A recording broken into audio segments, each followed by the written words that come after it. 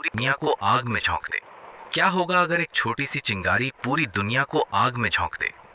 क्या होगा अगर तेल के लिए चल रही लड़ाई अचानक परमाणु युद्ध में बदल जाए? क्या होगा अगर एक ऐसा समुद्री रास्ता बंद हो जाए जिससे पूरी दुनिया की अर्थव्यवस्था रुक जाए? क्या सच में इजराइल, अमेरिका और ईरान के बीच बढ़ता तनाव तीसरे विश्व युद्ध की शुरुआत बन सकता है, या फिर यह सिर्फ ताकत दिखाने का एक खतरनाक खेल है? और सबसे बड़ा सवाल, क्या हम एक ऐसे दौर में जी रहे हैं जहां इतिहास की सबसे विनाशकारी जंग हमारे सामने लिखी जा रही है? मध्य पूर्व में जो कुछ हो रहा है वो अचानक नहीं हुआ।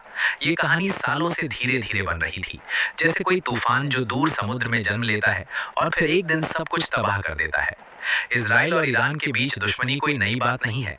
एक तरफ इसराइल जो अपनी सुरक्षा को लेकर बेहद सतर्क है, और दूसरी तरफ ईरान जो खुद को एक उभरती ताकत के रूप में देखता है।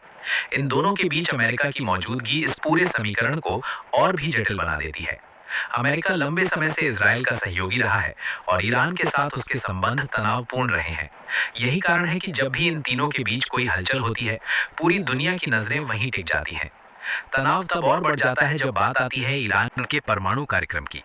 इसराइल और अमेरिका दोनों को ये डर रहता है कि अगर ईरान ने परमाणु हथियार बना लिए तो पूरे क्षेत्र की शक्ति संतुलन बदल सकता है।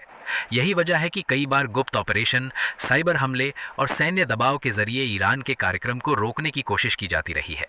लेकिन हर कार्रवाई का एक जवाब होता है, और हर जवाब इस तनाव को और गहरा बना देता है। इस पूरे संघर्ष का सबसे खतरनाक पहलू है इसका फैलाव। ये सिर्फ तीन देशों के बीच की लड़ाई नहीं है, इसके धागे पूरे मध्य पूर्व में फैले हुए हैं।